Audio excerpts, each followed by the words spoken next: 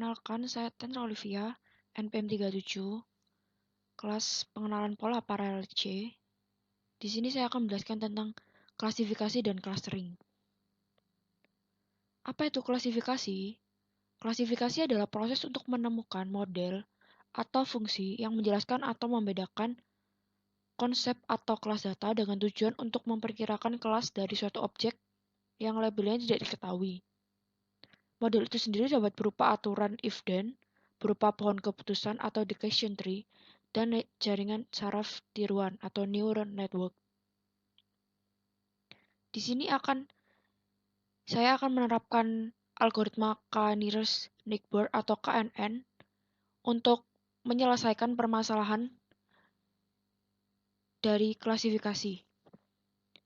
Algoritma KNN adalah algoritma yang digunakan untuk melakukan klasifikasi terhadap objek berdasarkan data dari pembelajaran atau data training yang ditentukan dengan jarak paling dekat dengan objek tersebut. Tujuan dari algoritma KNN ini adalah mengklasifikasi objek baru berdasarkan atribut dan sampel-sampel lain dari data training. Algoritma KNN ini tergolong algoritma supervised learning yang diartikan sebagai algoritma yang menggunakan data yang telah ada dan outputnya telah diketahui. Algoritma KNN ini dipergunakan pada aplikasi data mining, patternization, dan lain-lain. Pada contoh yang akan kita terapkan, di sini menggunakan metode Euclidean distance untuk menghitung algoritma KNN ini. Dengan rumus D sama dengan akar dari X2 min X1 kuadrat ditambah akar dari Y2 min Y1 kuadrat. Rumus ini adalah ide dari rumus Pythagoras. Flowchart dari algoritma KNN ini. Yang pertama, kita akan menentukan jumlah tetangga terdekat atau K, terus hitung jarak tes data ke data training, lalu urutkan data berdasarkan data yang mempunyai jarak Euclidean terkecil, lalu tentukan kelompok tes data berdasarkan kategori mayoritas pada K, lalu selesai. Di sini akan saya jelaskan contoh dari implementasi soal algoritma KNN. Pada contoh soal ini diberikan data training dengan dua atribut yaitu bad and good. Untuk mengklasifikasi sebuah data, apakah data tersebut termasuk bad atau good. Diketahui, data baru yang akan diklasifikasi yaitu X sama dengan 3 dan Y sama dengan 5.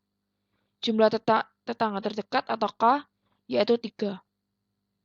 Dalam menentukan nilai K, bila jumlah klasifikasi kita genap, maka sebaiknya gunakan nilai K ganjil dan sebaliknya. Yang pertama, tentukan nilai K dan tentukan data baru yang akan dicari. Pada tabel ini sudah terlihat jika nilai K sama dengan 3 dan Y sama dengan 5.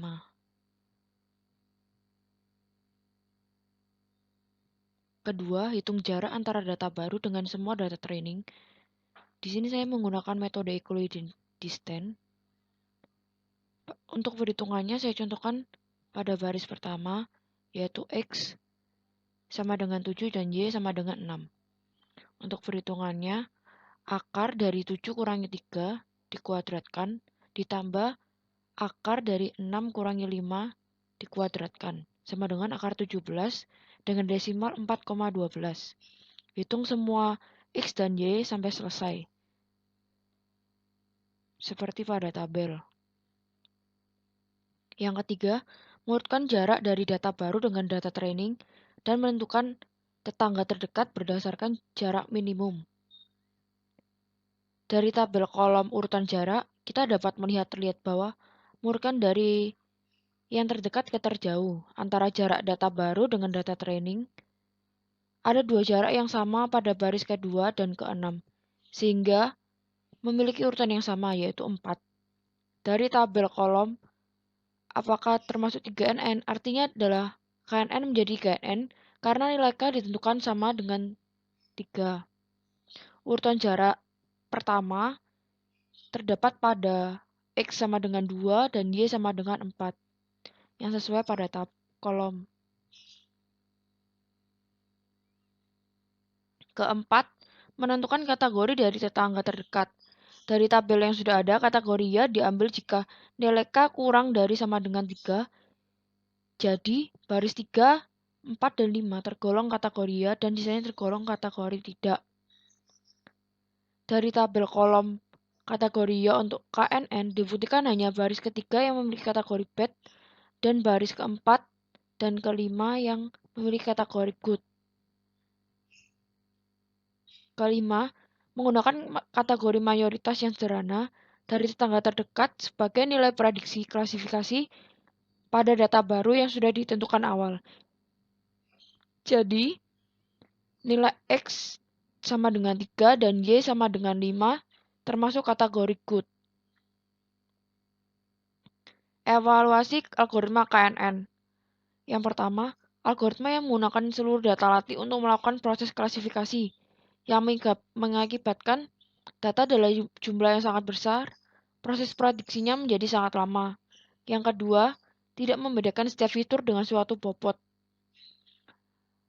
Pada artificial neural network yang berusaha menekan fitur yang tidak mempunyai kontribusi terhadap klasifikasi menjadi 0 pada bagian bobot.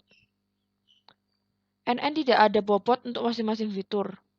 Yang ketiga ada menyimpan sebagian atau semua data dan hampir tidak ada proses pelatihan.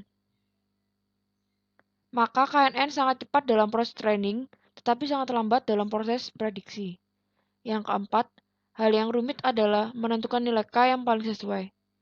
Yang kelima, KNN pada prinsipnya memiliki tetangga terdekat. Parameter jarak juga penting untuk dipertimbangkan sesuai dengan kasus datanya. Euclidean sangat cocok untuk menggunakan jarak terdekat antara dua data, tetapi Manhattan sangat robust untuk mendeteksi outlier dalam data. Selanjutnya ada pengelompokan clustering. Apa itu pengelompokan atau clustering?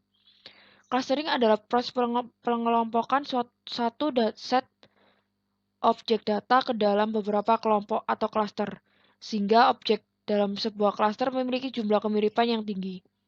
Tetapi, sangat berbeda dengan objek di cluster lain. Ketidakmiripan dan kesamaan dinilai berdasarkan atribut yang menggambarkan objek dan sering melibatkan perlakuan jarak. Prinsip dari clustering adalah memaksimalkan kesamaan antar anggota satu kelas dan meminimumkan kesamaan antar kelas. Tujuan dari clustering dibedakan menjadi dua bagian, yaitu clustering untuk pemahaman dan clustering untuk penggunaan. Yang pertama, proses clustering untuk pemahaman hanya sebagai proses awal untuk kemudian dilanjutkan dengan pekerjaan seperti summation atau rata-rata standar deviasi, pelabelan kelas untuk setiap kelompok, sehingga dapat digunakan sebagai data training dalam klasifikasi supervised. Kedua, jika untuk clustering penggunaan, tujuan utama adalah mencari prototipe kelompok yang representatif terhadap data, memberikan abstraksi dari setiap kelompok objek data dalam kelompok di mana sebuah data terletak di dalamnya. Aplikasi clustering. Yang pertama ada teknik. Dalam teknik digunakan dalam bidang biometric recognition, spec recognition, analisa sinyal radar, dan information compression dan noise removal. Kedua, ada ilmu komputer yang digunakan di web mining, analisa database spasial, information retrieval, textual document collection, dan image segmentation. Yang ketiga ada medis, digunakan dalam mendefinisikan taksonomi dalam bidang biologi, identifikasi fungsi protein dan gen, diagnosa penyakit dan penanganannya. Yang keempat ada astronomi yang digunakan untuk mengelompokkan bintang dan planet, mengidentifikasi formasi tanah, mengelompokkan wilayah atau kota, dan digunakan dalam studi tentang sistem pada sungai dan gunung. Yang kelima, sosial, yang digunakan pada analisa pola perilaku, identifikasi hubungan di antara budaya yang berbeda, pembentukan sejarah evolusi bangsa, bahasa, dan studi psikolog kriminal. Dan yang terakhir ada ekonomi yang diterapkan pada pengenalan pola pembelian dan karakteristik konsumen, pengelompokan perusahaan, dan analisa tren stok. Jenis-jenis algoritma clustering. Yang pertama ada hierarchical. Jenis hierarchical ini merepresentasikan semua jarak dari setiap data yang ada, dan hasilnya berupa satu klaster yang besar dan berbentuk hierarchical tree. Hierarchical ini ada dua macam pendekatan, yaitu yang A, algoritma aglomeratif atau bottom up, yang merupakan suatu teknik hierarki clustering yang menghasilkan rangkaian penurunan jumlah klaster pada setiap tahapan. Algoritma ini dapat digunakan dengan dua cara, yaitu teori matriks dan teori grafik. Cara algoritma yang dijalankan dengan cara yang pertama, menandai setiap item pada klasternya sendiri. Kedua, bergabung dengan klaster terdekat.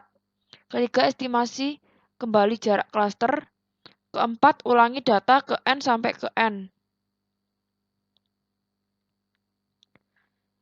B. Divisis atau top-down. Jenis divisis ini menghasilkan suatu rangkaian peningkatan jumlah klaster pada setiap tahapan. Clustering yang terdapat pada setiap tahapan diperoleh dari tahapan sebelumnya dengan cara memecah suatu klaster tunggal menjadi dua bagian. Yang kedua ada partitioning. Contoh yang dapat diambil yaitu pada algoritma Kamins. Pada algoritma Kamins ini, setiap klaster yang terbentuk dihubungkan oleh sebuah centroid atau titik pusat.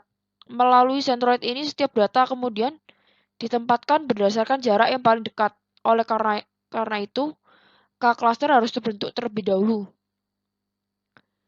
Ini adalah flowchart algoritma Kamins. Yang pertama, menentukan baiknya cluster atau K, lalu menentukan centroid, lalu apakah centroid berubah? Jika ya, menghitung jarak dari centroid, lalu mengelompokkan data berdasarkan jarak terdekat. Jika tidak, selesai. Ini adalah contoh implementasi soal algoritma Kamins.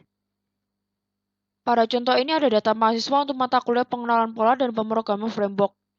Kelompokkan data nilai mahasiswa tersebut menggunakan algoritma Kamins. Diketahui sebagai berikut. Nilai K sama dengan 2, dikelompokkan menjadi 2. Dan centroid awal yaitu X1 sama dengan 60,50 dan X2 sama dengan 80,70 yang tertera pada tabel di samping. Yang pertama, hitung jarak antar data dengan pusat klaster menggunakan rumus D XY sama dengan akar dari sigma XI min YI kuadrat. XI merupakan pusat klaster atau centroid awal, YI merupakan data yang diambil dari data nilai siswa. Setelah kita mengetahui rumus yang digunakan, kita akan menghitung data pertama yaitu Ratna. Perhitungan C1 yaitu X1 sama dengan 60,50. Dengan rumus D, Ratna, X1 sama dengan akar 60 kurangi 70 kuadrat ditambah akar 50 kurangi 80 kuadrat dengan hasil akar 1000 yang didesimalkan menjadi 31,62. Perhitungan C2 sesuai dengan yang pertama yang sudah dicontohkan pada layar presentasi. Untuk kelanjutan dari algoritma Kamins ini akan saya lanjutkan cara perhitungannya pada presentasi selanjutnya. Yang dapat saya simpulkan dari clustering dan klasifikasi ini adalah pada clustering, dataset yang digunakan tidak menampilkan kelas atau target atribut, sedangkan pada klasifikasi dataset mutlak menampilkan kelas atau target atribut. Sekian presentasi dari saya. Apabila ada salah kata, mohon maaf dan terima kasih.